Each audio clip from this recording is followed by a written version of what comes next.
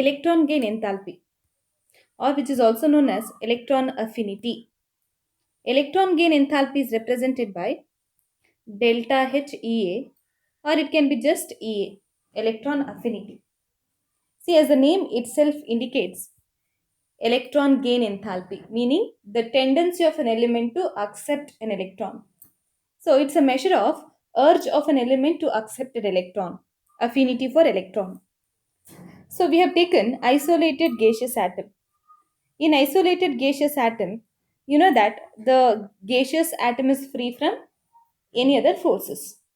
For that, you are going to add an electron to get a anion or mononegative ion. So whatever the enthalpy change, whatever the heat energy or the enthalpy change, that's known as electron affinity. Therefore, electron gain enthalpy is nothing but it's the amount of energy released or absorbed. This is most important for us students because energy released or it can be energy absorbed. Energy released or absorbed when an electron is added to outermost shell of an isolated gaseous atom. If you want to add an electron to isolated gaseous atom, there are two possibilities.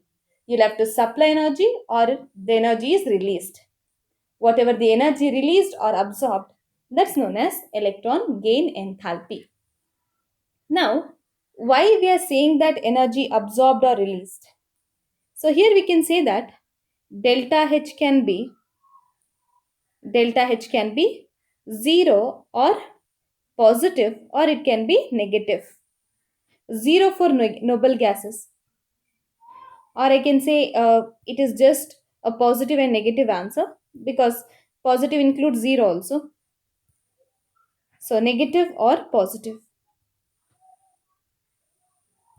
When do we get a positive answer? Delta H is equal to positive.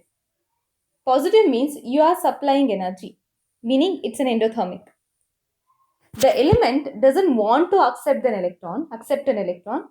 We are forcing the element to accept electron. That's why we are supplying energy. So in such cases, we get delta H is equal to positive. What are the examples?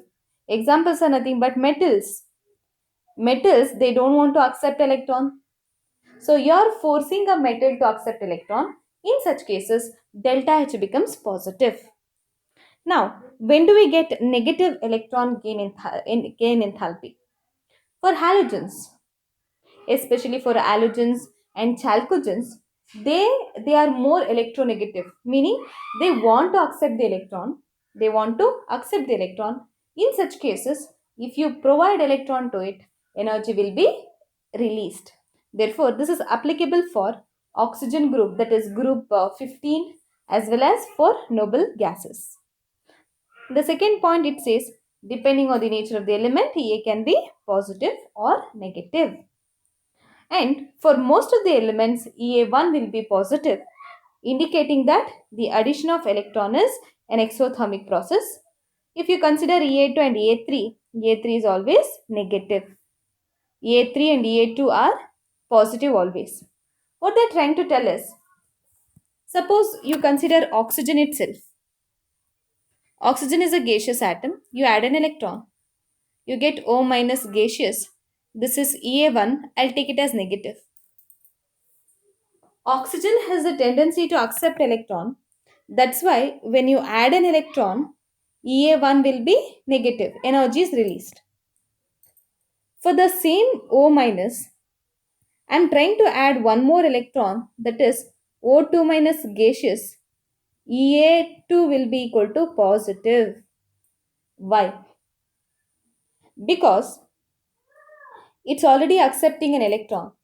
When you add an electron, the repulsion between the electron increases. Even though it has the tendency to accept it, the interelectronic repulsion increases. Due to which, if you are adding further one more electron, that's not easier.